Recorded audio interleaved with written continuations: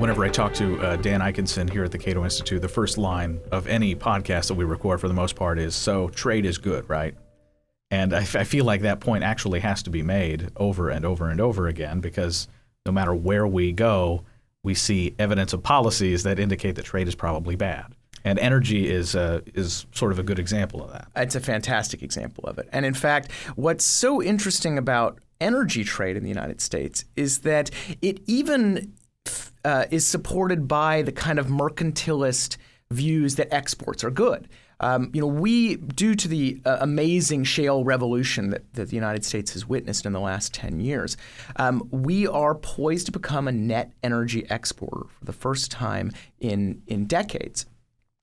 However, we have export restrictions in place that dramatically curtail the exports of natural gas and crude oil. So for once, here we actually have the mercantilist favorite argument for exports, and yet we have restrictions in place that dramatically limit those. Okay, so if I'm hearing a politician talk to constituents, we need energy independence. We shouldn't be sending our cheap energy to other countries and help them develop. What is the problem in that thinking? Oh, there's multiple problems. The most obvious is that those politicians fail to understand that by curtailing exports, you're actually not doing anything for energy independence. And in fact, you're discouraging investment in the sector. Investors are rational, and if they can't look down the road 5-10 years out and see that they have a way to ensure a return on their investment, then they're not going to invest. And what an export restriction does, particularly for crude oil, which is an outright ban to all countries other than Canada, they see that should prices collapse, they have no way to export the product in order to hedge against that collapse. So for a politician that wants true, more increased energy production, the best thing he can do is permit exports and let the free market work to create stability in the market rather than some silly notion of independence. Now, are there efficiencies to be gained for domestic consumers of those energy sources by fostering that kind of investment? Oh, definitely. Again, if you continue to distort the market through these export restrictions, what you're going to see, and what we have seen, is an actual decrease in production.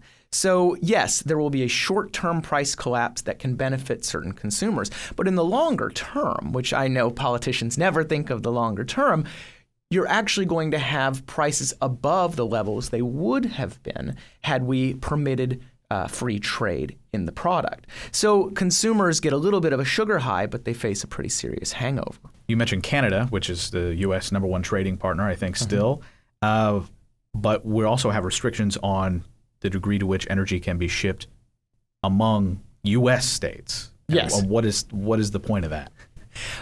There is no point. Unfortunately, there are multiple restrictions, some of them infrastructure related. So we have the Keystone pipeline being a good example, but a lack of pipeline infrastructure, which of course is delayed by not only political decisions in Washington, but environmental regulations and lawfare and so forth. We also have in place a little known law called the Jones Act, which the Jones Act restricts interstate shipping to only U.S. flagged, manufactured, and staffed vessels. So what this has done is it has significantly increased the cost of shipping, for example, Oklahoma crude from a Texas port up to a refiner in Massachusetts. So given these significant price hurdles, what we see is producers actually shipping their product to Canada to then have it refined and shipped straight back to the United States. Now, of course, inevitably, this is going to lead to higher prices for the consumer and at only benefiting a small cabal of shipping unions and producers.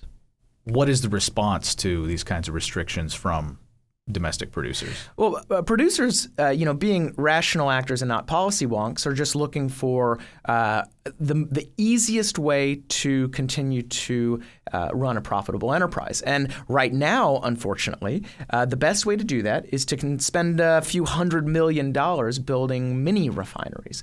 And all these mini refineries do is slightly refine crude oil such that it no longer is subject to the export restriction. So this circumvents the export restriction, but they can't sell that slightly refined product for the same prices that they could sell crude. So they're taking a loss on the sale. They have to sell the refined product at a discount. And of course, they wasted hundreds of millions of dollars building these refineries. So in the end, we see a significant net economic loss for not only the United States, but for the industry and its workers.